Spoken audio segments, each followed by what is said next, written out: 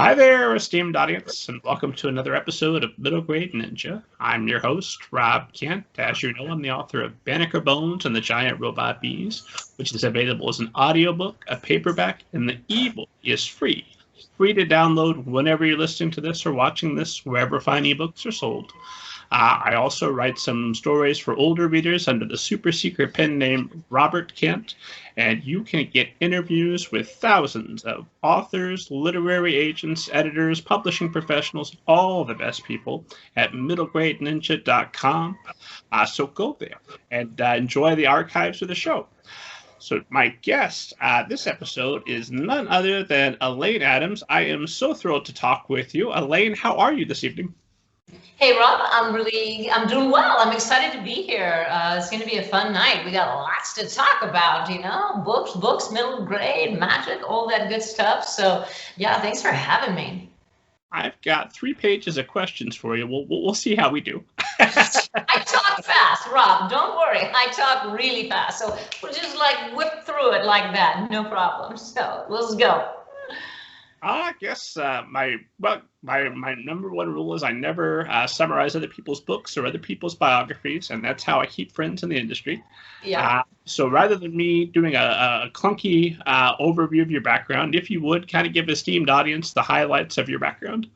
Sure, absolutely. Okay, so I haven't always been an author, although I've really always wanted to be an author, right? So since I was really young, all I wanted to do was write books, and I did it a lot. I just didn't do it full time. I was in a family business for a long time, and I was really pursuing a lot of other interests in raising kids. But I always had that dream, I just really, really wanted to write books, and we all, many authors, many frustrated authors, right? We're just always dreaming that someday we're gonna have that bestseller. And I just didn't do it. I think I was just afraid more than anything, Rob. I was just afraid to really pursue my dream. And then one day all of that changed because my son, he was 12, and he came to me and he knew we'd been talking about the fact that I wanted to write, and he knew how important it was to me. And he said, well, Mom, why don't you write a book that I can read? And I was like, well, I'm not gonna write a kid's book. I mean, are you kidding me? Please, I'm gonna be like the next Dean Koontz. That was my big dream in life, right? Dean, step aside, Elaine is here, right? Let me just take the throne from you, I'm ready. And he triggered something though, like this idea, because I literally had never thought of being a children's author. And all of a sudden I was like, well, I guess I could try. How hard could it be? It's for kids. No, I'm kidding. Like writing kids' books is really hard. But it just sparked something in me because I love kids, and I was running a foundation, and we were focusing on a lot of things around literacy. And I've been working a lot with UNICEF and traveling around the world, looking at projects around children. And so all of a sudden this idea of writing children's books was like, well, that could be interesting. I like books. I like kids. And so I wrote a book for him, and this is the book I wrote, The Red Sun. It was the first book that I wrote for him, and so it's all based on the kind of things that he likes. He loved Norse mythology. I like Norse mythology. I grew up reading Lord of the Rings, and I just sort of built the characters and the whole story around things that he liked, and he loved it so much he made me write, the second book and then the third book until I finished. I'm like, no more. I finished the story. Okay, that's it. It's a trilogy. That's how I got out of that. And then after that, he was like, well, I need you to publish it. I believe in you. And he really pushed me, to do a lot of things with the books that I didn't plan to do. And so that's really, really how I became an author. And the literacy advocate just sort of became a natural thing. I run a foundation called Rise Up Foundation.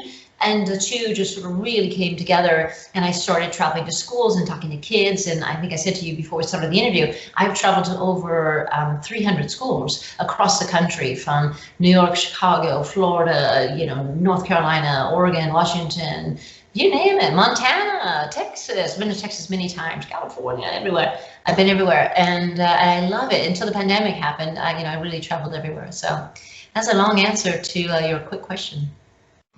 No, that's beautiful. I'm going to keep teeing them up, and we're all as much information as we possibly can. I love that story of your son encouraging you to write. Was it 2008 when you found Rise Up, and then you start focusing fully on books? Do I have that time frame about right? Sort of. So what happened is I was always in a family business. I was actually a CPA way back in the day. I had my certified public accounting license. I was a certified nerd, and then I did that for a few years. And I worked in a family business for almost 20 years. And so we had a recycling business, and it got quite large. and we did a lot of work to make it bigger, and then I retired. I said, enough. Like I've had it. I want to go do other things. I want to pursue my passions, not just this thing I'm good at. Like you can be good at something, but not really passionate about it, right? And so I was really good at that kind of stuff and successful, but I wanted to pursue the passions. So I left the company in 2008, and I went and climbed Mount Kilimanjaro and said, okay, now that I've found myself, I want to start my foundation. That's when I started the Rise Up Foundation, and I started teaching at a university. I started teaching at Chapman University here in Orange County, and really enjoyed teaching. I was teaching a class on social enterprise, how to connect entrepreneurship and business together, and I was teaching accounting, of course, and I love teaching. And that was when I began to discover the time, right? Because I'd been in this high pressure career for a long time. Now I was running a foundation. I was traveling all over the world. I was teaching at a university, but I didn't have that same overwhelming time constraint. I was a little more free to do other projects. And that's around the time, it was around 2012. So it was a few years after I left the business. Around 2012, I know that because that's how old my son was when he asked me to write him a book. That's when he said, I was frustrated. You see, I thought naturally the moment I left the business and I had free time, I would just start writing. Like it would just happen. You know, I just boom, I'd be a writer, boom, make it happen. And I was frustrated because it wasn't. And that had a lot to do with just confidence and things like that. It wasn't a lack of ideas. It wasn't until my son said, then, you know, write me a book. And it was like all of a sudden I had a reason and a drive and a push from somebody that was saying like, you know, you can do this, Mom, and I believe in you. And we had a lot of fun together. We wrote the story together. You know, if you want to know what a 12-year-old is going to like, you know, ask a 12-year-old. And so we would go to Starbucks, you know, Rob, for literally hours and just like sit there and just talk, you know. So it was a really joyful experience. And I just, you know, just sort of began to evolve. So from 2012 on is really when I began to evolve and become a full-time writer.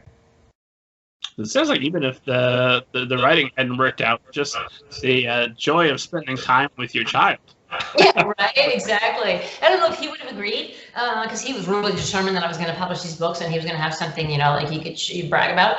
But yeah, it was a really, really fun experience, and then it just made me want to do more. And you know, at the same time, you know, apparently my family thinks they should ask me to write them books, because at the same time, my dad came to me and asked me to write him a book, and he said, you know, Elaine, I got this great story, you know, here's a story about the coal thief, you know, and he told me this whole story about growing up in 1920s Pennsylvania, and how he got into a little bit of trouble stealing coal. And when he told me the story, he was like 95 when he told me the story. It just really inspired me. Like, this is a great story, Dad, and I think it would make a great picture book. So I'd never made a picture book before, and all of a sudden I was writing picture books. And I really, really enjoyed the picture books that I've made. I don't make a lot of picture books because if you ask a writer, I think in general, you know, writers want to write pages, right? Like I like to write. So my books are meaty chapter books, right? With lots and lots of words, where picture books like 800 words, right?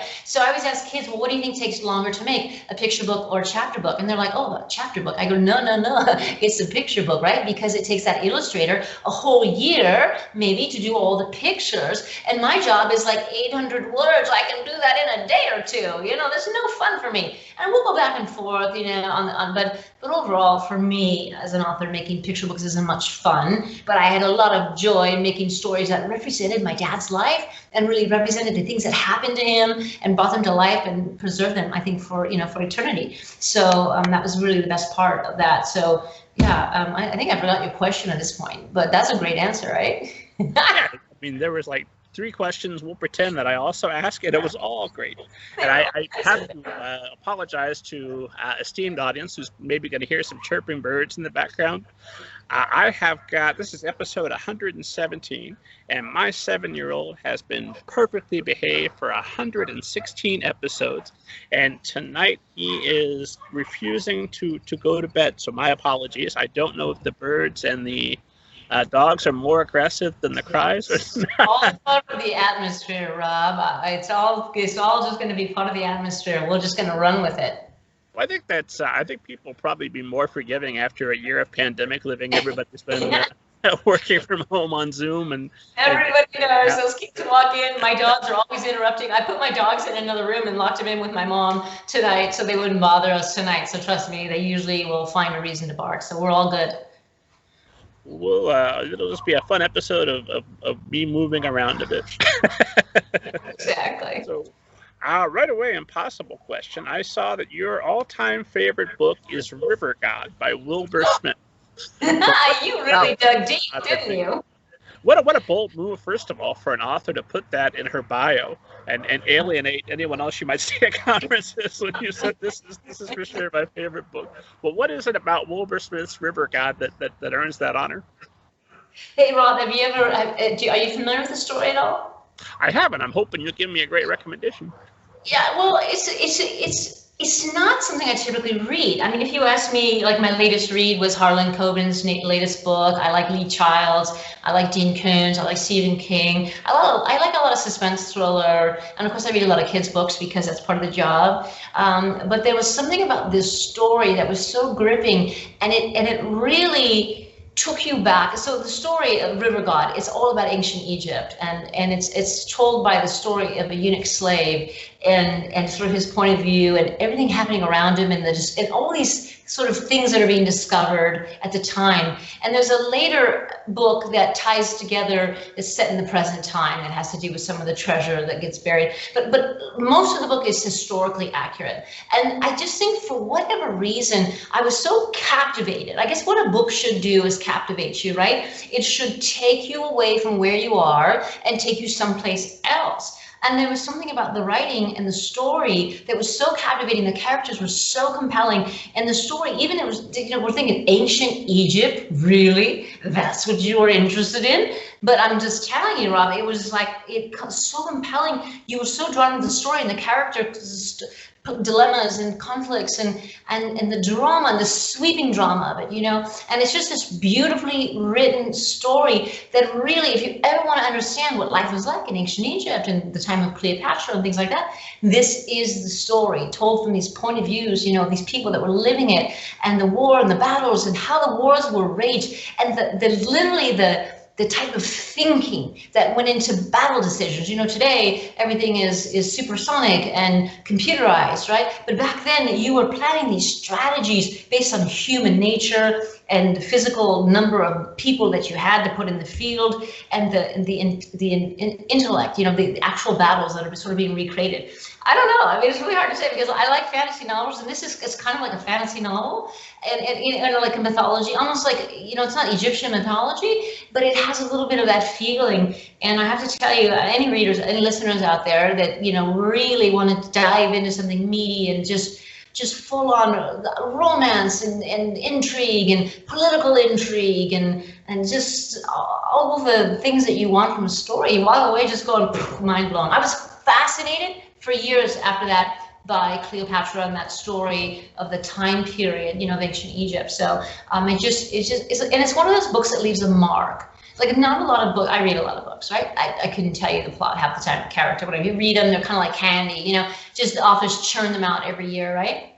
And they follow a formula. And so I think there was something about this book that was didn't follow a formula, and it took me, and it took my heart, someplace. And I think that's, as an author, what you always strive to do, right? To take your reader somewhere into this world and just change their heart, and make them go, wow, I didn't want that to end. I just did not want that to end, and I was sad, when it ended. So that's the long answer to that question.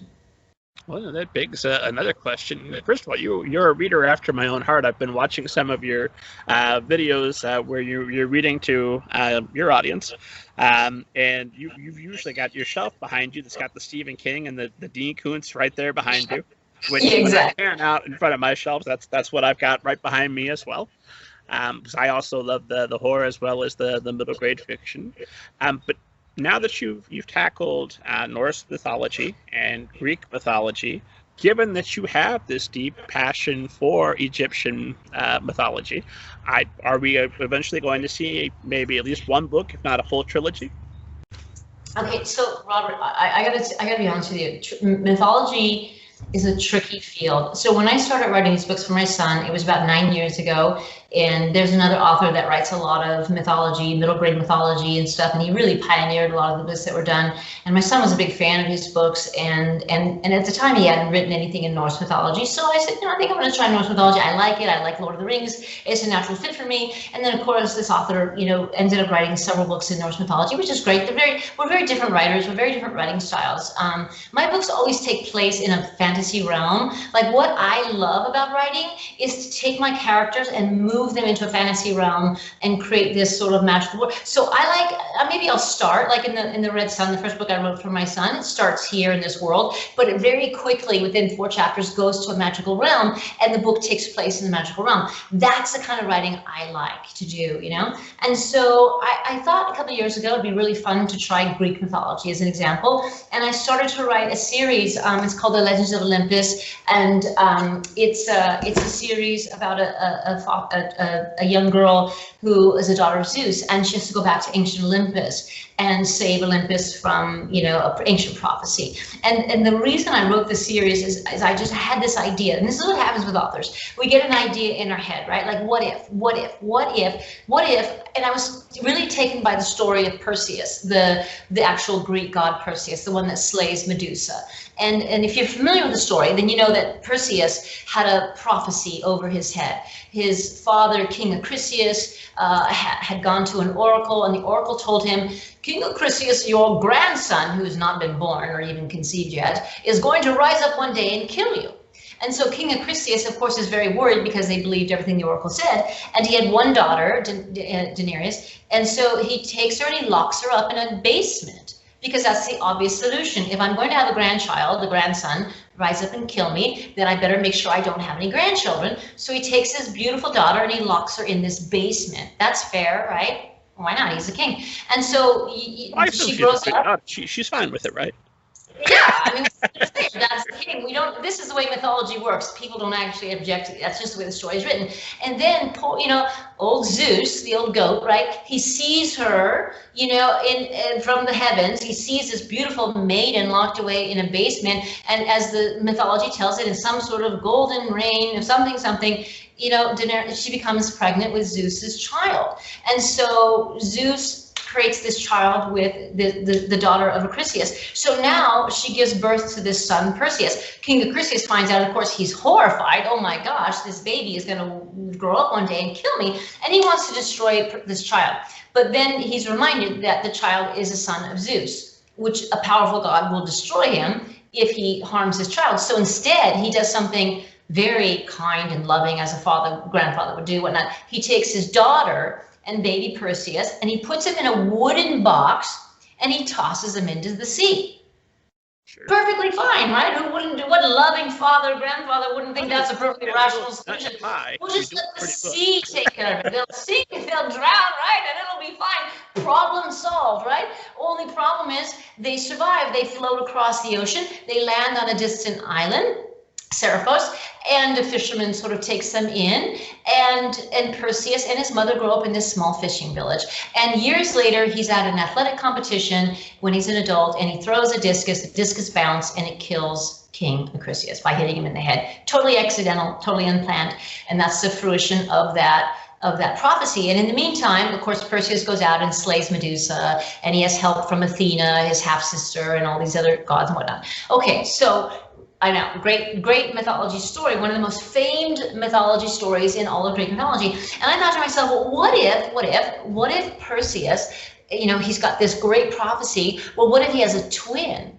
Like, what if there's not just one baby? What if there's two? And what if there's two prophecies? And so I couldn't shake it. I mean, I tried 3 years. I wrote the story once, twice, 3 times. I threw it away. I rewrote it. Finally, I figured out what I wanted to write. And I wrote the story of Phoebe, who's Perseus's twin sister. And she had her own prophecy. And to protect, and this prophecy really meant the destruction of Olympus. And so to protect her, the oracle takes her to New York City in modern times, because you can do that if you're gods and you just have magic, whatever, you create this time portal, boom, she's in New York City, and they abandon her there. So she's an orphan, and so the premise of the story, she has to go back to ancient Greece to save, to stop this prophecy, whatever the prophecy is. So I wrote that. Okay, so we're getting back to why not Egyptian mythology.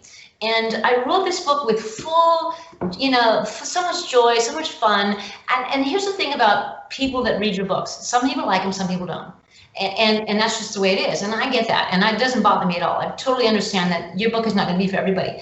But by writing a story in Greek mythology, it really seemed to bother a lot of people who had read another story in Greek mythology by a very popular author, and it just really seemed to bother them. Now, kids, we're talking 20-somethings, not kids. Kids that read my book, they love the book. They love it. The teachers love it. I've had thousands of kids read the book and they love the story. But when it came to social media and to sort of like talking about your book and promoting it and stuff, there was so much pushback from people that would not accept that there could be a second, like your book is just a copy of somebody else's story. Be like, what do you mean? Well, you have the Sphinx in here or something, or you have the Hydra, that's been used. Okay, well, Hydra's been around for thousands of years, right? I like that. Like, it's like saying that, if you write about Thor, you're stealing from Marvel, right? Marvel did not invent, I hate to get, if you guys don't know this or not, Marvel did not invent the Thor, Marvel did not invent Odin or Asgard. Those places were created thousands of years ago. But I found a tremendous pushback from these die-hard fans who said, Greek mythology really belongs to this one author, and you can't write a story there without us really telling you we don't like it. Now, should that stop me? No, it really shouldn't. Does it inspire me to want to go write another series in like Egyptian mythology when this has also already been covered? I don't know. I mean, it's a tough thing. And one of the things, and of course that, and there's been a lot of books written about those. There's other stories and other people have told stories about them. So I start thinking, well, maybe the answer, Elaine, is to continue to try to retell stories that other people have told anymore, right? To get away from the mythology, which is sort of set in stone and a lot of people have done, and to go create your own, meaning your own fantasy world, right? And so that's really the direction. This is why I'm not really pursuing, I love Greek mythology. There's so many great monsters. By the way, there's just so many great monsters in Greek mythology. I could write about it all day long. I just wrote the sequel to the first book and it's like 2 books and done. I think I'm happy with that. But I have my ongoing series for the Orkney series, which is I have the middle grade series and the junior middle grade series, and that one's kind of ongoing. I did the trilogy for my son, and then I have the Witches of Orkney, which is for the younger kids, and that's just ongoing. And I love those books, and they're a lot about witches and a little bit of Norse mythology, but not, it's not like the overriding thing. So what I'm looking at as my next project is how can I create my own magic, my own fantasy world, so that no one can say like, well, you just used what somebody else has done, and really make it unique and magical and magic. I love magic. I don't know about you, but I assume you do. I love magic. I love writing about magic and creatures. And so that's what I'm trying to come up with, is a story that will be completely unique and completely magical, but not based on anything we've ever seen before.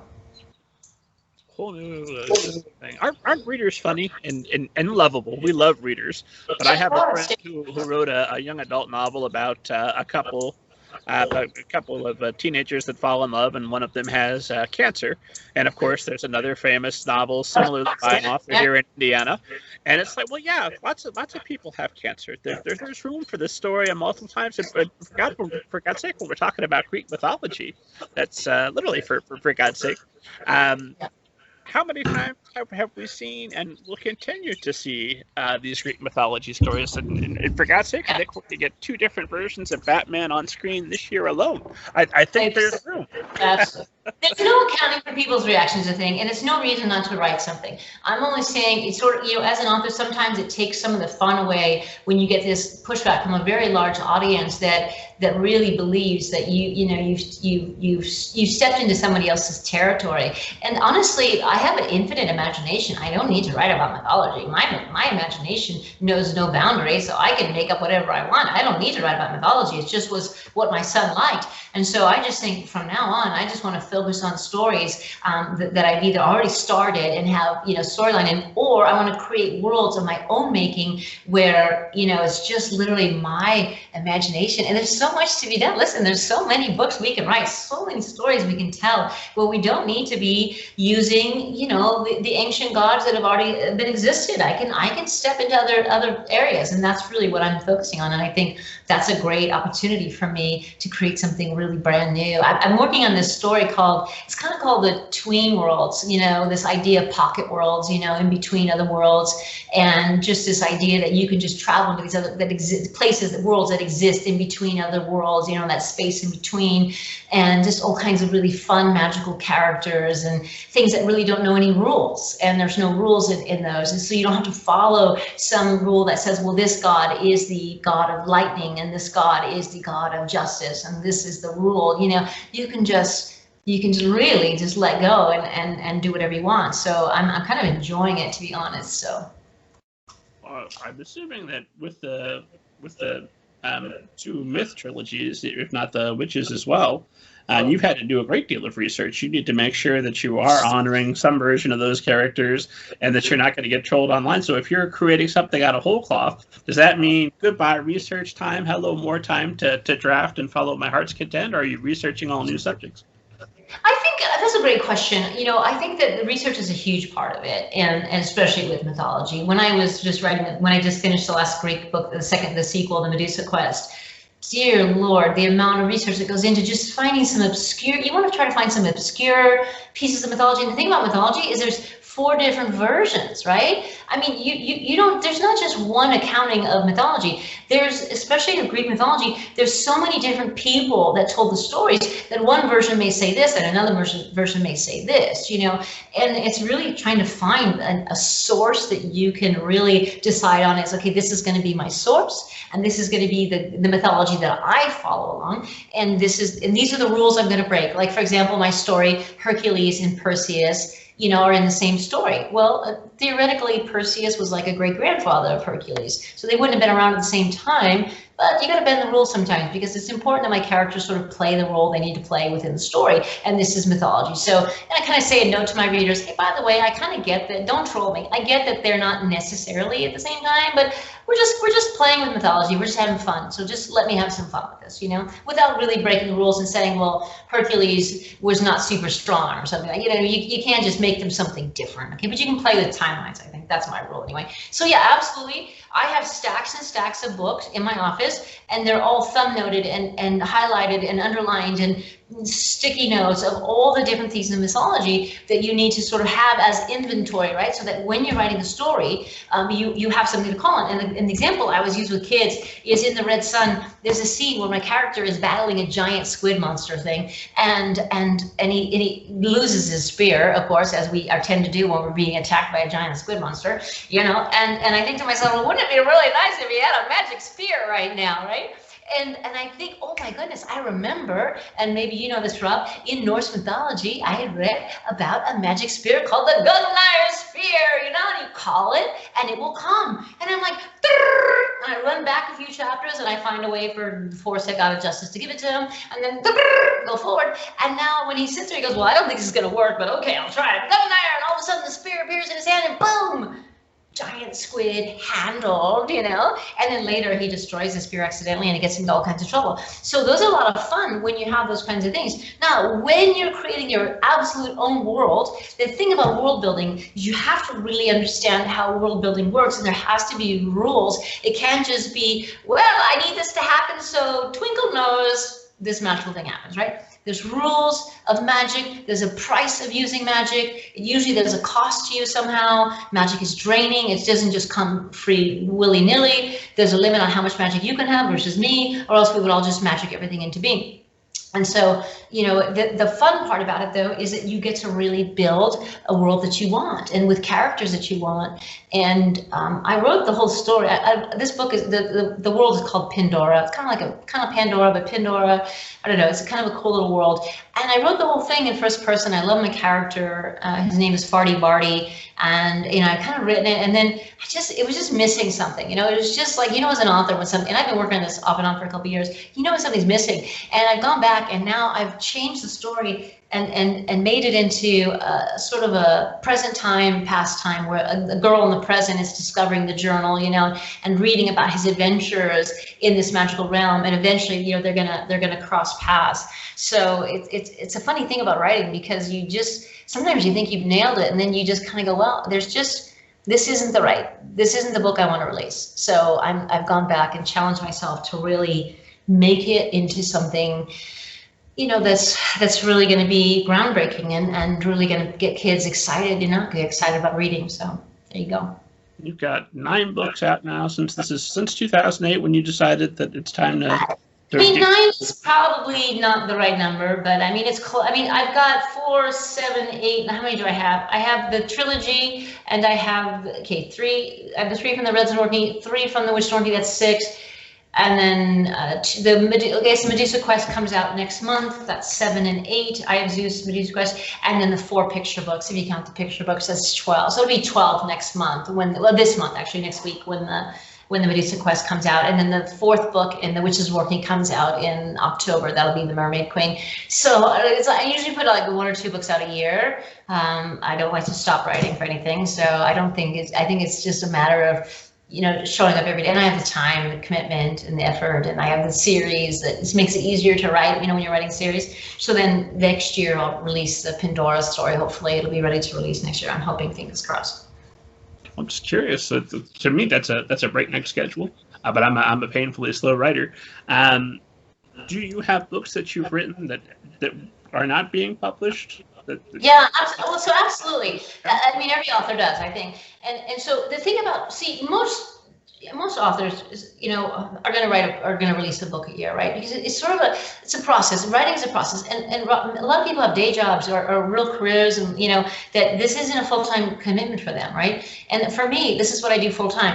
I'm a literacy advocate. I travel to schools. I talk to kids about reading. We can talk about Between the Pages, my whole, you know, author visit program that I have as well. Hopefully we'll talk about that. And I write every day, and I write 1,000 words a day. I mean, 1,000 words is only a few pages, right? That's Stephen King writes 2,000 words a day. I'm trying to write between 1,000 and 2,000 words a day, but 1,000 is my goal. Well, if I write 1,000 words a day, I'm going to write, my books are 40, 60, or 80. The Witches of Orkney is 40, the Legends of Olympus is 60, and the Red Sun series is 80,000 words. Okay, so let's say I'm working on one of my Witches of Orkney books. It's 40,000 words. I'm going to have a first draft guaranteed in 45 days, guaranteed. That's how it works. And then I'm going to let it sit for a couple weeks, and then I'm going to spend another 45 days to, you know, 2 months, 3 months, whatever, editing, revising it, because that's the hardest part, is editing and revising, right? I'm going to have a book every 6 months, guaranteed, because creativity is a faucet. You see, this is how it works for me anyway, and I can't say how it works for everybody. For me, creativity is a faucet. You got to sit down, you got to turn it on, you got to believe that it's going to happen, and you got to produce, you know, the words. And if you have, you know, like, well, I'm not in the mood today. Well, that's nice, Elaine. Sit down anyway and do it anyway, because you may not be in the mood tomorrow either, but you're still going to sit down. See, and like writer's block, like I always tell kids, people always say, well, you know, writing's not that easy, you know, you can't just put it out there, and you know, like I get writer's block, and I go, okay, well, think of writer's block, like, just imagine this for a second. Imagine you're a soccer player, right? And you show up to soccer practice, and the coach says, okay, Rob, get out on the field, and you say, you know, coach, I'm really sorry, but I have soccer block right now, and I can't play soccer today. And he'd be like, what are you talking about, Rob? No, it's a thing, coach. I have soccer block. It's not there. I can't feel it. I don't feel the soccer in me. He'd be like, get out there and start playing soccer. It'll come to you, trust me. And you'll be like, well, you don't understand what soccer block is. And he will say, what will he say? That's right. He'll say, you just got to play and you'll get over it. You'll forget. And I know that sounds silly, but it's really the same thing for writing. If you don't think you have something to write about, all you have to do is sit down and allow yourself the opportunity and the freedom to let it come out, or whatever it is, no matter how bad it is, no matter how painful it is. And when you train yourself to do that every day, and a little every day, a little bit every day, a little bit every day. How do you eat an elephant? One bite at a time, right? Just one bite at a time. How do you write an 80,000 word novel? One day at a time, one page at a time, 1,000 words at a time. 1,000 words a day, I'm going to have that novel in 80 days, guarantee. Am I going to have bad days? Yeah. Am I going to have days I skip? Yeah. I'm going to have days I write 3,000 words because I get, you know, this massive brain thing. Yeah. And it's all going to average out. As long as I know going into it, that's the commitment I make, then I'm going to come out the other end of it with a finished draft. Is it any good? No, it's terrible. Most first drafts are terrible, right? And that's the difference between authors that go on to publish their stories and authors that don't. If you finish that first draft and you tell yourself, this is the most amazing thing that's ever been written, I should get everybody in my family to read it, you are seriously delusional, because when you're creating something, you're using only one part of your brain, your creative brain. And if you're that person, Rob, that says, well, I can create and edit, revise at the same time, you're lying to yourself, because your brain is divided into two parts. There's the creative part, which is very sensitive, very fragile ego, does not like criticism, likes only to dance and flutter around and be creative, right? And then there's the analytical side of your brain, which knows all the details and all the grammar rules and all the things you should be doing and all the things that are wrong with your story. So when I'm writing, and this is my advice to all writers, is you leave the analytical side out of it. You just tell yourself, it doesn't matter how good or bad it is. I'm here to write the story, because you're picking it out of your brain like with a pickaxe, right? Because you don't have a story yet. It's your job to create characters that tell a story, character that has a problem and you find the solution, character, problem, solution. How do I put my characters through all these motions, through all these actions, so they get to the other end of it and we have a happy resolution, and it was an exciting, fun ride along the way. So that's what your creative brain does. It's literally making stuff up as you go along, day by day, making up. Is it always rational? No. Does it follow the timeline? No. That's not its job. Its job is just to create it, make it. Now, if you allow your creative brain free rein, you get to the very end and you type favorite 2 words to that end, right? Well, now you have this 80,000 or 60,000 or 40,000 word story that has a beginning, a middle, and an end, which you didn't have when you started. And now you let it sit for a couple weeks, as long as you need, and you come back with a fresh brain, and your creative brain is now gone, oh, I've been beautiful, I've done my job, I may now rest. And now your analytical brain comes out, and your analytical brain goes like this, clears its throat. Let me take a look at this now. What is this disaster I have in front of me, right? And it literally goes, this is the worst story I've ever seen. Okay, but the creative brain is not here now. It's just our analytical brain. And it goes, this is wrong, change that sentence, fix that, add more description. This timeline is all wrong. It's okay, because now you have something to work with. You can't build the plane and fly it at the same time. You have to first build the plane, right? And then make it flyable, right? You can't just do them both at the same time, or else you'll spin your wheels. You'll be trying to fix something that you don't even know where your characters are going yet. Imagine editing and revising your first chapter before you've written the second chapter. You don't even know these characters. You don't know what they're doing, where they're going, who they really are. So you have to really, in my opinion, write the story and later bring out that analytical brain, and it will do its job. It's like the blacksmith, the forger, the hammerer. It just hammers and hammers and hammers. Edit, revise, edit, revise, edit, revise, reread, 80 times. And then when I'm all done, it's like I've rewritten the whole story. And you know what I say to myself, Rob? Why?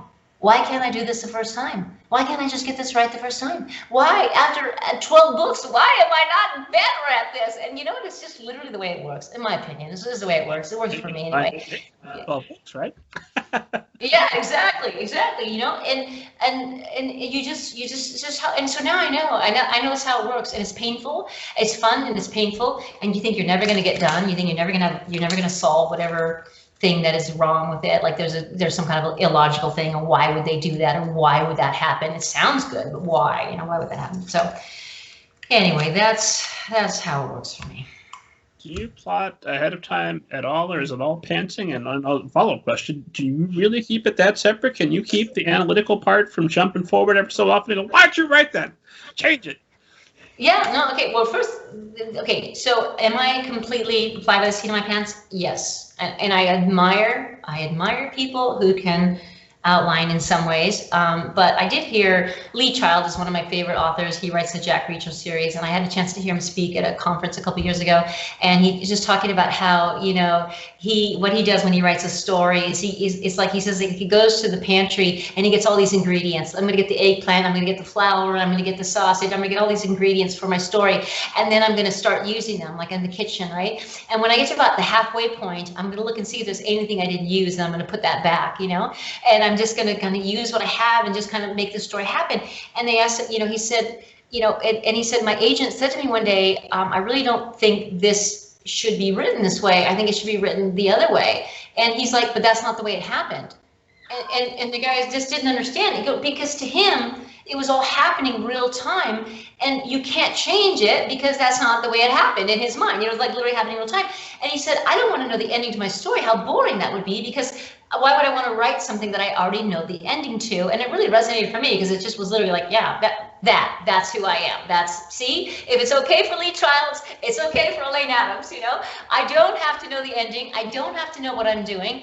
What I really need is characters that are engaging, and I need a really compelling problem. I need a compelling antagonist who's going to put them through the ropes and really make it difficult for them to solve their problem. And that's really all I need, and the rest will solve itself. I was working on my story last night. I was working on the Pandora story, and I honestly, I don't ever know what's going to happen. I just kind of go, okay, where are we at now? Okay, what's going to happen? Oh, that's right. I said they were going to have dinner at the bully's house. The bully, you know, there's like a little bully in the story, and her parents, you know, are the boss of the girl's parents.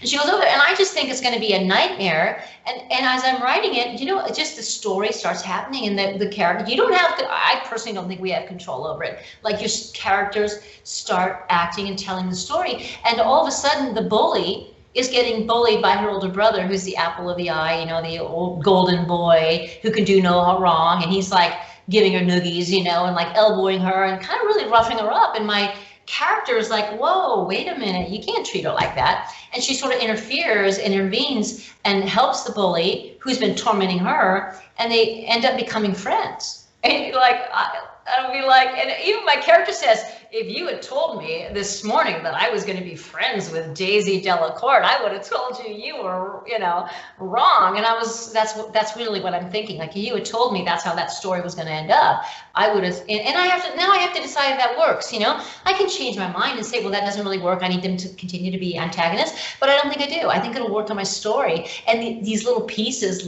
they're like breadcrumbs, right? They lead you to the next piece, and to the next piece, and to the next piece, and they're just breadcrumbs on a trail, and you just keep following it, and you're throwing out the breadcrumbs, and you're following your own trail. But it's a lot of fun. And if you decide you don't like something, you know what, you can always go back, cut it out. I cut things out all the time, you know, but so that's different. Changing your story is very different than editing and revising. You know what I'm saying? It's very different. If I decide I don't like the way the story's going, I can go back and maybe revise it somehow and say, no, I'm going to just set that, I'm going to cut it. I don't ever delete anything. I cut it out, move it somewhere else, and save it in case I want it. But I know that's very different than critiquing your story, or worrying about whether your story is any good, or worrying about whether you really know. Like, sometimes I don't even really know the central conflict of the story. I'm just trying to figure it out as I'm going along, and I'm getting the story, and I'm getting there, and like, oh, like, okay, I get it now. I see. I don't know how they're gonna. I get it, you know. And you can sort of go back and weave things in. So I think that answered your question. Was there another part to it? No, I think we nailed it. Although I am wondering, what does that day look like? Because I know, obviously, through pandemic, you're doing more online visits rather than in-person visits. But presumably, eventually, we're all going to get vaccinated, when you're going to be back out there, and you're going to be advocating for literacy.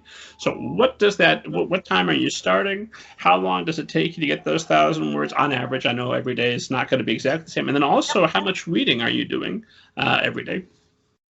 That's a really great question. Okay, so in terms of writing, I can write anywhere in time, because I'm a mother of multiple children, and I can multitask. So it doesn't matter whether I'm on a plane, the back seat of a car, you know, a room full of kids screaming. My kids are older now, but you know, so writing for me, I don't need like a candle, you know, and like a, you know, like a perfect lighting around me. I just write whenever I get around to it in a day, and my time is my own. So, and when you think about it, Rob, the writer's job, you know, is you know, you think about what am I paid to do, right? I'm paid to use this keyboard to just make stuff up, right? I just use my imagination, I make stuff up. That's what I'm paid to do. Now, when you're using your imagination like that, how long can you go?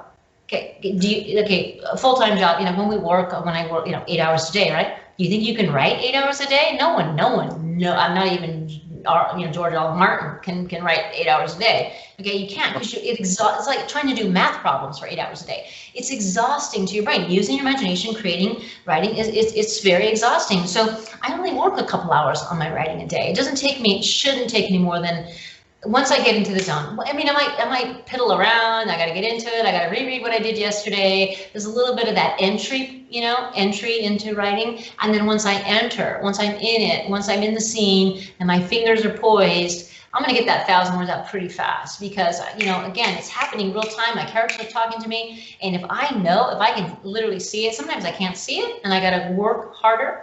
So it could be slower or faster. And I might get, if it's there, I'm going to get 2,000 words out in an hour and a half, 2 hours, you know. And that's it. I don't go back and read them. I don't worry about them. The next day I'll go reread what I wrote. I maybe fix a few little things, whatever. But then I'm just in the story, creating it. Okay. So that's how it works for me. Now, when I'm editing and revising, it's a little bit different. I might spend a little more time every day on it because I'm rereading, right, what I'm writing, and I'm using a different part of my brain. It's not as hard. I just think using imagination is draining, and you can't, if you burn out. If you push too hard and you try to push too hard, you just burn out. The stories, it's like book. It's like you know, I'm creating, I'm writing. I get to a natural point, you know, where I stop, and then it's like closing a book. And tomorrow, you know, it's gonna be there. So I don't have to worry about it. I know the story will be there waiting in my imagination to write. So when let's talk about the pandemic. So the pandemic happened. Now, typically I'm writing my books and I'm traveling to schools and I'm visiting kids. I do 100 schools a year. I give my author talk over 600 times to kids all over the country, to over 100,000 kids. And I love it. I love what I do. I love being a literacy advocate, and it's just like a trifecta. Being a writer for children and being a literacy advocate and being able to work with kids directly and get them excited about reading is really just like, it's just a trifecta, right? Perfect for me. It hits all the bells. But when the pandemic happened, I was literally scheduled to go to San Antonio the next week and it had to get canceled. I was supposed to go to Vegas, got canceled. Boom, boom, boom, boom, boom, everything got canceled. And so one of the things that I did, and one of the things I had been challenged with, was trying to come up with a way to scale what I do. Now I have this really fun killer author talk. It's super fun. The kids love it. I do it all the time. Okay, I can only do it 100 schools a year. In other words, I can't get to 200 schools. I'm not Superman. I can't fly, right, from zoom, zoom, zoom, right? So there's a limited number of school days. So that's it. That's the limit. So that means the next 5 years I might be able to visit 500 schools, but there's thousands of schools, right? Thousands and hundreds of thousands of kids that I want to reach with my message that reading is a superpower, that reading is this incredible thing, and really what is a book and the whole thing I do. So, Rob, what I did was, as what any rational person would do in the middle of a pandemic, I said, well, you know, I need to find a way to scale this. I need to find a way to create, to take what I do and to bottle it somehow so that anybody anywhere can use it and see it. So I don't know if in all your research on me, if you had a chance to look at between the pages. Oh yeah, absolutely. So you've got 5 that are coming out that are gonna. You explain it. Why would I do that? Well, yeah. So I ended up coming up with a way to capture my author visit in a video format, and I hired a whole crew. We filmed it in the middle of the pandemic. Everybody took safety precautions, and we filmed my author talk. And we made 5 short videos. Each video is about 5 minutes long. And what I wanted to do, I wanted to retain the humor because I'm very funny in person, and I wanted to retain the interactivity of it. In other words, it was very interactive. When I would come to your school, I would say, okay, Rob, what's the first thing an author has to think about? And you'd be like, oh, pick me. And I would call on the kids, even if there's 600 kids in the room, I'd call on somebody. It would keep them very engaged because I might call on them, and they would tell me what they would think. And so instead of making, for example, 35-minute video, I made 5 short videos, and each video ends with that interactivity opportunity. Okay, guys, let's meet Elaine. I tell you all about me, and you meet Elaine. I tell you about my background and things I've done, and there's all kinds of animations and graphics and sound effects and a cool fly-in, like you think you're in a Harry Potter movie. Okay, the graphic effects are amazing, and at the end of it, I say call to action. You know, you guys, tell me what the first thing an author is thinking about. Then I created 3 separate worksheets for all different grade levels, young, beginner, you know, medium, and upper grades, you know, for them to do a worksheet as a class. So I can't be there, but you as a class can interact. Okay, guys, the teacher can say, what do you guys think? And they can all do a worksheet together and chit chat and talk about what they think. Then they come back and they play the next video. And it's completely built around the teacher's time frame. Teachers have very limited time to, you know, engage in the classroom. They've got everything, you know, budgeted down to the minute. So you show the 5-minute video, you have 10 minutes of class time. Now, if you want to take a break and come back the next day, you come back the next day and you watch the second video. So teachers teachers are using this across the country. I've had hundreds and hundreds of teachers sign up and use this in their classroom. The kids absolutely love it. They love the worksheets, and it's just engaging them all in learning to become, better readers and also writers. There's a whole writer's track that goes with it that encourages students to build all the elements they need to be able to write their own story, so that at the end of this whole series, which is free, by the way, it's completely free for teachers to use in the classroom, that they can then go out and write their own story. And the teachers are just raving, saying, they've been really frustrated with how to teach writing to the students, get their students excited about writing, and this has been sort of the way it's broken the ice for them to really open up that door to get them, really excited about reading and writing again. So it's been a great tool. Now, when the pandemic ends and I can travel again, and I got my first vaccine, which was really exciting. It'll be different, because I won't go to a school that hasn't already seen the program. So every kid, every school I go to will have gone through the program, because there's no point in having me come there when they can watch the program, because it's a phenomenal program, and the graphics and all the worksheets, so that when I do go to schools, it'll be like, well, what am I going to talk about? Because they already know my talk. I got to come up with something all new to talk about, because it's. And now you've got to get a new hour, right? Exactly, or it'll just be more questions. I don't know. It'll be interesting to see, and also I may not travel as much. That I'm just not sure about. Whether I'll do, because now I've created something which really I think is a great tool. Will I need to travel as much? I like to travel. But life changes and you come up with different opportunities, and maybe there's something different I can do. I'm also working on a Between the Pages Junior right now, which is for kindergarten through second grade, to give them a little sense of the same kind of magic, because right now the video series is designed for grades 3rd and up, so. You are a force to be reckoned with. I was just looking at almost in awe at all of your marketing available just on your website alone and on YouTube. I saw the logo for Elaine Adams Studios, which I assume you've got a whole crew helping you. You've got impressive book trailers. You've got just a trailer for your school visit that's wonderfully professionally edited. You've got celebrities reading your books. My God, you've got Christian Clarence Worley Slater reading the Cold Thief, and Rashida Jones I saw, and Wanda Sykes. You've got everybody. You've got online curriculums that teachers can download to use to teach So I assume, I'm just talking with you, I think esteemed audience has an idea that you have boundless energy. You are extremely enthusiastic for literacy and for writing, but even you have got to have a group that helps you produce all of this. So how are you able to come at us on all these fronts? Well, okay, a lot of it originates with me. There's no question. I have a vision on all things, and I don't ever take no for an answer, and I have a lot of control over the projects that I do. I create all these projects, I drive all these projects, and so that's part of the benefit of being the kind of independent author that I am, is that I have a lot of creative control, and so I'm driven by trying to create assets, resources that teachers and students are going to want to engage with. My primary focus is a literacy advocate. My goal, not just as an author, but just my purpose in life is to get kids excited about reading. The fact that I'm an author is just one part of it. It just helps them relate to me in a way. They relate to my books. I try to write books I think they're going to like, That's my goal, is to make the kids excited about reading, because we know as adults that reading is the one thing that really opens up your imagination into all things possible. Reading teaches us empathy. It teaches us ability to be in someone else's skin, to imagine what it's like to be a boy with magic, or, to just have all these skills, or just how to solve problems. It teaches us all these things. And I think kids forget that. Reading is hard, reading can be boring, we get all these assignments, and my goal is to inspire them and to write books that I think they'll think are fun to read. And so when I think of all the ways to engage with kids, I think of, okay, teachers are the primary way for me to connect with kids, because my books are written for kids. They're still in school, and connecting with teachers. Teachers need so much support. Teachers need so much help. They are given so little. They've been tasked with teaching remotely, as an example, right? We just all of a sudden, March 13th last year, we're teaching remote.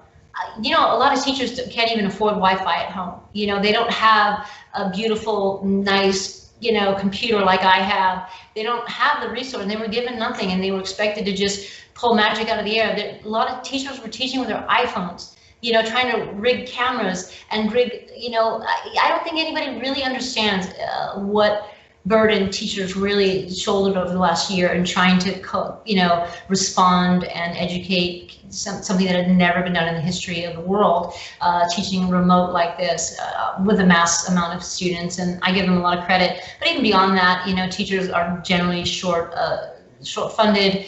They don't have resources in the classroom, especially in low-income areas. They don't have new books. I've been to so many schools that haven't had a new book funded by the district in years, and the books are tattered and worn, and so it's our job, my job, my foundation's job, to really try to support these teachers and come up with resources for them. So anytime I create an asset like a book, I think of all the ways I can support the teacher in using that book in the classroom, because that's how you can help teachers, right? So when the pandemic started, for example, for The Blue Witch, which is one of my favorite books, we just did a read-along. It's very low budget compared to a lot of stuff I do, but it was very quick. It was a sudden response. Okay, we got a pandemic. Okay, let's do a read-along. Teachers can play this in the classroom. Let's do I did 85 pages of worksheets. Now, I did those worksheets, right? Because that's what I do. I love thinking of ways to connect my book, my story with teachers, make it something that they can use. Teachers to this day, a year later now, they love using the Blue Witch read along. The kids love reading along. They love the exercises. They think I'm a wannabe teacher. They think I just somehow lied about my past, and I must have been a teacher in the past because I come up with all these really fun worksheets. So a lot of it's me, but yeah, I do have, it's really important to hire the right people, to work with the right people. I do have a creative director, which I call him my chief creative officer, and I just tell him to make things happen. And he's like a project manager, and he's really talented, and he just goes out and whatever I say I want, he makes happen. He finds the right people, and I have a lot of great artwork, which really helps. I have a beautiful artist, Jonathan Stroh, who's done all the artwork for my series. So when you look at like my book trailers, he did all the artwork for my Orkney series, excuse me. When you look at the book trailers that you talked about, that's beautiful artwork, that was all done, for the books, and we just took it and we made it animate. We just played with it and we made it. And my team, animated it, added music and sound effects, and you hire voiceovers. And there's just no end to what you can do if you don't say no. If you just say yes, let's make that happen. And that's how Between the Pages. I mean, honestly, when you look at the opening to Between the Pages, you think you're in a Harry Potter movie, and people look at that and they just go, oh, wow.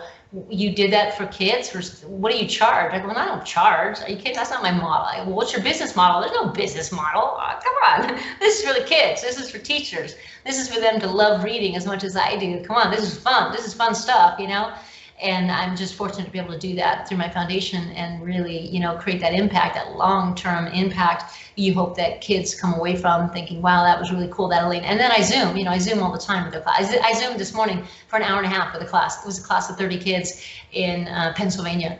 And they had gone through the program and they were reading some of the books, and each one had a beautiful, brilliant question. And they were like, well, do you need to go after 30 minutes? I go, nah. I got time. Hour and a half. We were on Zoom for an hour and a half. I got every one of their questions answered. And that's just, that's a joy for me. That's a joy right there. That's a joy, knowing that you were able to give those kids time. They're never going to forget that they had, not only saw me on that Between the Pages video series, but then I came in their classroom and I inspired them all, encouraged them all to become writers themselves and readers. And I think it's something that they're never going to forget. And that is its own reward. That's its own reward, knowing that you can, really, not to toot my own horn, but it's just really gratifying to know that I am in a position. This is my job, Rob. This is what I do. What a fun job, right? I am really happy, right? So. We'll preach to the choir just a little bit. Reading is a superpower. I agree, but why is it a superpower, and why is it so crucial to you to advocate for literacy? How do you foresee the world changing for the better because you're going to spread literacy? Yeah. So when I say that reading is a superpower, usually what I say to kids, I'll be in front of 300 kids and I'll say, okay, I think reading is a superpower. When you read, you actually gain a superpower, right? And I go, I know you guys aren't in first grade, okay, but it's true. When you read, you gain a superpower. And then I'll ask them, okay, can anybody here read my mind?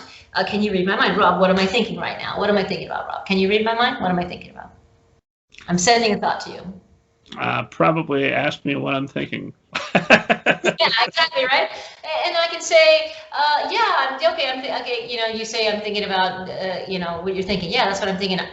You know, and it'll be like, no, I just lied to you. That's not what I'm thinking about. What I was really thinking about was donuts. You know, I really wish I had a donut right now. And then, my lie detector goes off, and it's like, oh wait, I lied to you again. You know, and here's the point, Rob. You can ask me what I'm thinking anytime. You can ask your wife. You can ask anybody, whoever it is, what they're thinking, and they can tell you, and you don't know if they're lying or not, because that's human nature. We don't always tell the truth about what we're thinking. And then I say to kids, I'll prove it to you, okay? We all do this. I say, have you ever been mad at your best friend? And almost universally everybody in the room raises their hand. And I say, has this ever happened to you? You're in the cafeteria at lunchtime and your best friend comes up to you and they're like, are you still mad at me? And you're like, but inside you're thinking, you know what you did, you know I'm still mad at you, right? Because we don't want to tell them, we don't want to deal with it, right? We don't want to deal with messy emotions. Or maybe you're out on the playground and you get hit in the face with a ball and it really, really hurts and everybody comes running up to you and they're like, are you okay? And you're like, I'm fine. But inside you're thinking, I want my mommy, you know, because, you know, it really hurts, but you're not going to admit it, right? So we lie about what we're thinking all the time. It's just human nature. Are you mad at me? No. Are you okay? I'm fine. You don't want to say what's on your mind. But when we read a book, that changes, right? Because the author invites you into the character's point of view. And that is a superpower. You're in somebody else's head. It might be a fictional character, but you're really there. You're literally right there in their head. And whatever they're thinking, you know, and whatever they're feeling, you feel. And whatever is happening, if they're lying, you know, if they're scared or angry or mad or hurt or whatever, you know, you're experiencing it as close as possible to it. It's so different than watching a movie. When you watch a movie, you're separate from it. You can see Katniss Everdeen play you can see Jennifer Lawrence play Katniss Everdeen in Hunger Games, but you don't know what she's thinking. You just see her face and you see what she says. You really never know if she's lying. So watching a movie is a very separate experience than reading a book. Reading a book is a very personal connection. You're in the character's skin and you're going through the story with them, and that's different. That teaches us something, a skill that very few things do, and that teaches us the skill of empathy, the ability to really imagine for a moment what it's like to be somebody else. Why is that so important? Because without empathy, we can't develop a sense of understanding of other people. There is no one like us, which means everybody else in the world is different from us, right? Everybody is different in some way from us. We have to learn tolerance. We have to learn understanding. We have to learn patience. We have to learn to connect to other people. How do you do that? By learning empathy, by imagining what it's like, okay? Now, if you've never broken your arm, you can't imagine the pain, right? So if you've never had any pain, maybe you've just never had any pain, and somebody says, oh, my arm really hurts, and you're like, okay, you want to go get some pizza? No, dude, you don't understand. I just broke my arm. It really hurts. And you're like, I heard you the first time, but I want pizza. You have no empathy, right? Because you can't imagine what it feels like. And it only takes reading a story where an author goes into great detail about the swing going higher and higher, and the character felt the joy, and then he released it. For a moment he was flying, and then he fell and he hit the ground with a thump, and a sharp crack, you know, rang out, and a sudden jolt of pain, like, you know, he'd never, you know, and you read that, you go, whoa, that must be what that feels like. We begin to understand, even if we've never felt it, we can begin to understand what it would be like to have parents that are divorced, to have parents going through problems, to be bullied. If you've never been bullied, read any middle grade novel. You know, you're going to learn what's it like to be bullied, what's it like to have these problems. And it teaches us this skill, you know, of being able to understand and relate to other people. And that's why reading is a superpower. It's one of the few times we can escape where we are. We can go anywhere in the world. We are not here. We read a book, all of a sudden we're in Narnia. You know, or we're in Hogwarts, we're somewhere else. We escape ourselves, we escape our own skin, and we inhabit the skin of somebody else for a little while. And then, you know what, we close the book, and it's like coming back through that wardrobe in Narnia. We leave that magical realm, we close the wardrobe, and we're back in this world. But we're different, we're touched, we're changed, you know, we're not the same. And those characters live within us. And years later, we can remember them, they touch us, and we learn how they solve the problems. We cared about them. We don't want their stories to end sometimes. So that's really why I think reading is a superpower, and you can't convince me otherwise. I wouldn't even try. I 100% agree. Exactly. You need to get out there. You need to spread empathy in this world as fast as you can. Keep going. Exactly. Well, much of our time, and I promised that I wouldn't keep you thinking about donuts while we're talking, because I know you need to get to dinner. If I were to ask about 3 more questions, would that be comfortable? Sure. Yeah. No problem. No problem. but I got to choose carefully. One I'll burn right away because the esteemed audience knows I have to ask, because I ask everybody. Elaine Adams, have you ever seen a flying saucer and or a ghost? Yeah, so it's a really great question, and I think the question is not so much whether I have seen a flying saucer, because other than one being thrown across the kitchen, I've never seen a flying saucer, and I haven't actually seen a ghost. And I don't know if I believe in ghosts. But flying saucers, do I believe in them? Yeah, I mean, for me, it's really hard to imagine that in this ginormous universe that we live in, that we are the only intelligent beings, because we're not that smart at the end of the day, I don't think. So I tend to believe that we are not alone in this world, and that there are mysteries that we don't understand. And you look at some of the things in ancient civilizations and things that have been recorded throughout history, and I think there's so much that we don't know about the universe, and I don't know if we'll discover all those answers or mysteries in our lifetime. And so my answer to both of those is no, I've never seen them. But when it comes to understanding the universe, I think there's a lot we don't know, and I think there's a lot that we are going to discover someday, and I look forward to the day. And I just think about, my goodness, we're on Mars. Like, we have a helicopter flying around Mars right now. I love that. You know, it's so, like, we are really making like, you know, I think of it as a very exponential curve. You know, we've very slow. It took us a long time from the beginning of mankind, right, from going back thousands of years, how far you go back to the beginning of mankind, to when we got on the moon, right, in the 1960s. And then from then to now, there hasn't been a lot of progress. A little bit, but not satellites and that. But now, you know, we're this close to putting a manned mission on Mars, and I think that's going to happen in our lifetime. And I just think that's going to begin to open up new opportunities for us to continue to explore, and maybe one day we'll just trip across another beautiful world, or at least meet some nice. I want to meet nice, you know, extraterrestrials, not mean ones. Like we always, the movies are always, they're terrible, warmongering. They want to destroy everything. So I don't really want to meet any of those aliens, just for the record.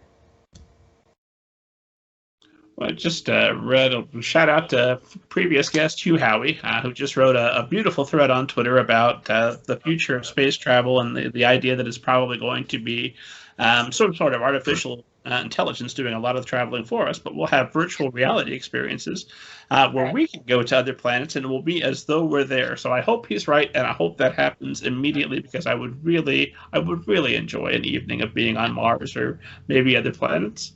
My next question is nerdy kind of for me, as most of my questions are, but this one in particular, as I was reading the Eye of Zeus, I noticed that you keep your paragraphs short, you keep your chapters short, you keep even your sentences short. There were several sentences where I thought, if this were another writer, those would be compound sentences, there'd be Oxford commas all through here, and you're not doing that. You keep it short, you keep it focused, there's lots of white space on the page, it reads fast, your chapters end on cliffhangers.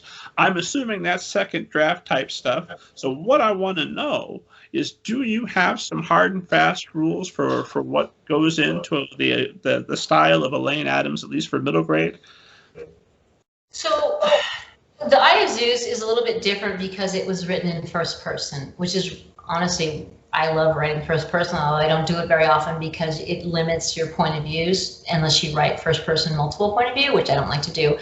So the Eye of Zeus series is written in one singular first person point of view. So it's all Phoebe's train of thought. Okay, so you're talking a 12-year-old character's train of thought throughout the story, and you're going to use, so it's the story, there's no omniscient narrator, you know, or other sort of point of view. So for me, it's a little bit different. I love writing that kind of, because you can be very playful and kind of funny, and then sometimes she's sort of like almost talking to the audience, you know. Like if there's one thing a foster kid's not supposed to do, it's draw attention to yourself. I should know, I've been in the system my whole life. I mean, literally since the day I was born. Okay, that's a 12-year-old kid talking, right? And that's what you're trying to represent. And like here, seriously, people, they leave her at a bus stop, you know, a bus stop. Seriously, people, there are better places to leave a kid. So in this style that I'm adopting here, I'm adopting a style where Phoebe is quasi sort of just having omniscient thoughts here and speaking in Phoebe voice and Phoebe talk. And so her gonna have run-on sentences, compound sentences, broken thoughts, and I don't worry about that as much. I think that you can get really hung up on if you worry about Oxford commas and things like that, because what it should read, what's important is that it reads well to the reader, like it flows, like you don't stop. Like there's nothing worse than a comma that makes you stop and like, wait, why did I stop here? That doesn't feel natural. So, everything I do, I read aloud more than once. I read it aloud, and I also have it read aloud, like through a voice app. And when you hear it, you can really hear the pauses and stuff. So short chapters, okay, that really varies. Now, there are some chapters that are going to be short, and there's some chapters that are going to be long. And it depends, again, when you're dealing with multiple points of view, I tend to switch point of view by chapter. Very rarely will I switch the point of view within the chapter. It's easily done, but I tend to tell one chapter by one point of view. And so a chapter might have only 2 pages, and it's for kids, especially when you're writing for kids, young kids. They need that break, and they need to, when you have frequent breaks and like they can stop frequently, their attention span isn't that long. So you're giving them an opportunity to get through something and like, okay, this is a natural place for me to take a break, and rest my eyes for a minute or take a break, put the book down. So I don't have hard and fast rules. And sometimes what happens is later on in the book, you're going to see the chapters get longer because what happens is when you're in the middle of action, you don't want to stop. And that's a big mistake. You just don't want to stop. And so what you'll see is varying length of chapters because I think it helps the reader just sort of like, you kind of have a sense of each chapter has its own story, its own motion. When there's a natural conclusion, that's when the chapter ends. Some are short because that's just a nice tactic for readers to feel like they had a little break. They jumped into a different point of view that was completely like, whoa, and then they come back and now it's a different story, and it's a natural break. So, but you're going to find, especially toward the end, when we're in the main thrust of the battle, a lot of my stories have battles, the main thrust of the conflict exploding everywhere around you, you're going to see chapters really start to get quite a bit longer because there's just no place that you're going to want to stop and really take a breath, and because you can like chapter 31, I was just looking at the pages, it's like 9 pages, and some of the other chapters might only be 6 pages, 7 pages. So you start to see that get longer, and I think that's just a natural. I don't think there's a rule. I think it depends on the story, the voice, and the age that you're writing for, and yeah, I don't have rules. There's no rules except writing every day. There's no rules. I think the story has to read well. That's all. That's the only rule we have to follow, Rob. The story has to read well for the reader that you intended it for. When adults like to critique my stories, and I think that's great. You can critique my stories all you want, but I didn't write it for an adult, So I wrote it for a 10-year-old, right, or 11-year-old, right? So I really want to hear what they have to say. And sometimes as adults, we're very easy to criticize things. We like to criticize things. We like to sound smart. And lots of people like to critique books, and that's great for them. But honestly, I just look at what kids have to say, whether they like it or not, and that's what makes me happy. And I think that there's no real rule. There's no rule that you have to follow in writing. There is no rule. You should write anything any way you want, as long as it makes sense to the reader, that the story makes sense the way it's being told. That when you walk away from it, you're like, I loved it. I didn't stop. My brain didn't tell me there needed an Oxford comma there. If it needed, your brain will tell you. Like any reader will say, like, wait, there should have been a comma there. That's annoying to the reader. And kids know that. We all know that. It's instinctive because there's a pause that we're looking for. And if we don't need it, don't use it. That's my rule. And you don't need he said, she said all the time. If it's obvious, don't use it. Leave it out. So I try to take out as many of those as I can. That demands a follow-up question, which is technically not a third question, kind of wishing for more wishes. But how, when you're writing first person like that, how do you maintain the perspective of a young person? Do you have young people you talk to regularly, or just from your mini school visits where you talk directly to your readers? Yeah, how do adults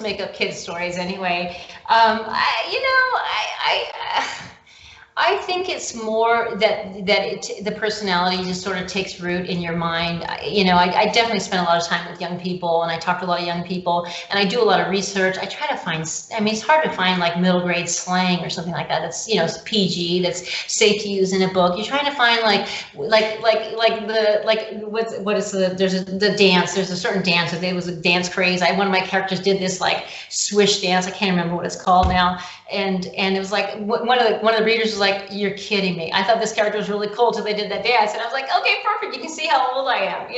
It's like it's really hard to keep up with kids and TikTok and all those kinds of things, and so a lot of ways, you tend to keep as much of that out as you can and keep this focus on the story, and the action of the story, and putting kids through things, that are just natural for them to react to, and friendships and struggles that kids have, and keeping it real, so I don't know if that's answered your question, but I think we just I think adults just make it up. We do our best to make it sound like what a kid would sound like. I was significantly impressed. It was I wouldn't have surprised me if you had a young person right there with you telling you how to write some of those phrases, because I assume you nailed it, but of course it's been a while since I was that age. So, yeah, exactly right.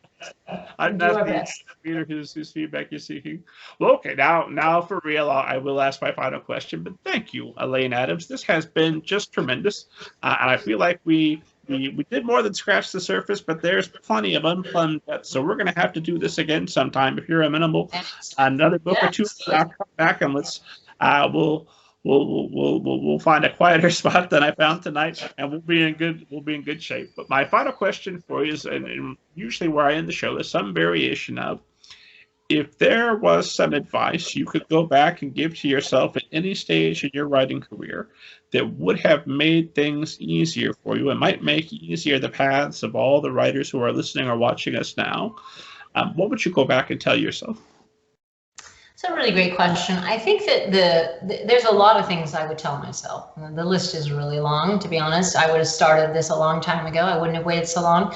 But I think the biggest advice I can give people is don't believe your own press. Because what happens, I think, Rob, is a lot of us, we write a book, and it's a pretty impressive thing, by the way, to write a book. And anybody out there that has written a book, it's very impressive that you did that, and kudos to you. But the hard thing to remember is again, how much work is still to be done, that you may not be any good yet, and that's hard to accept, right? Because you just written a book, and you show your brother and your mother and your uncle and your neighbor, and they all love it. And they don't understand why you're not published and selling 1 million copies. And you think it's brilliant. You believe that, right? And so you don't understand why you can't. And you send it to agent after agent, and they tell you no. And whatever reason, it doesn't resonate. For whatever reason, it could just be like, we've had too many vampire books this year. We don't want any more vampire books. Your book is great, but we don't want it. Whatever the reason. But in most cases, what I find is that people are deluding themselves that their book is ready, that they're ready, and that the world should just be excited that they wrote it, and therefore they should be rewarded, by getting that book deal that they want. And that, in fact, there's a lot of work to be done, and a lot of uncovering of what kind of a writer they're going to become, and that they may not be any good till their 4th or 5th book. That first book is the first book, and that's great. And that what they really need to do is learn how to edit, revise, and take critical feedback. It's really hard to be criticized, to be critiqued. I've had some of the best editors give me just some of the most painful, excruciating, feedback. Yeah, obviously you're talented as a writer, Elaine, but this character is boring and plain, and we've seen it all before, and you're obviously very talented. Thank you for that. But there's nothing here new or original, and that's hard to hear. I had one editor tell me when they were editing The Red Sun that if they saw the word red one more time, they were gonna, poke their eye out, because I used the word red, probably 5,000 times, because it's about the red sun. Okay, the sun is red. Go figure. I use the word red a lot. But you don't know what's wrong until you get critical feedback by people that you respect and by people that are professional. And I don't mean you again, not your brother, your mother, your uncle, and your friend, your best friend, your husband, all that kind of stuff.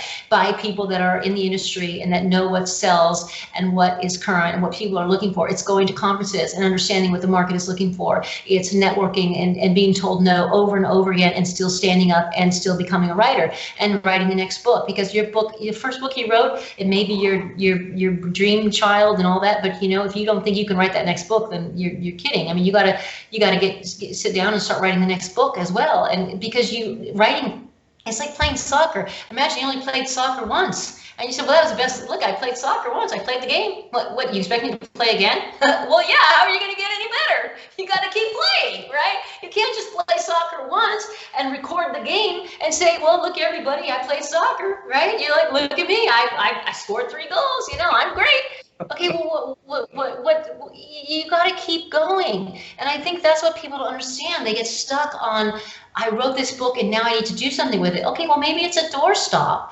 I don't know. Maybe it is worth it. But if people keep telling you no, and you really want to be a writer, then maybe you need to start really looking at what kind of writer do you want to be? What is selling in that market? What are people looking for? How do you fit into that market? Did you really edit and revise to the way it needs? Or were you just spinning your wheels? Were you just spinning your wheels over and over on perseverating on the same thing and not really getting a fresh take, meaning outside advice into what's really wrong with the story? Is it marketable length? If you're going to write a 150,000 word novel, I'm sorry, I don't think anybody's going to buy it. George R.R. Martin can get away with it. Most people can't. If you have an opus like that, it's probably not marketable, especially as a first novel. It's got to be 80,000 words there. And if it's a children's book, it's got to be a lot less, really. So I think it's just really educating. If I was to give advice to people, if I wish I had known what I know now, I wish I'd known it then. I don't know how to become an author. No, I'm kidding.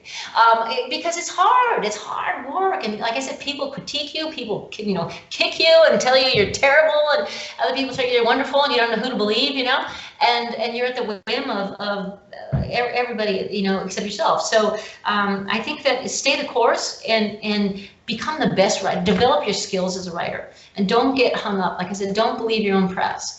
Just keep going forward and developing your skills and network with other writers and network with conferences. There's all kinds of conferences for like children's authors. You have SCBWI, the Society of Children Writers, Book Writers, Illustrators.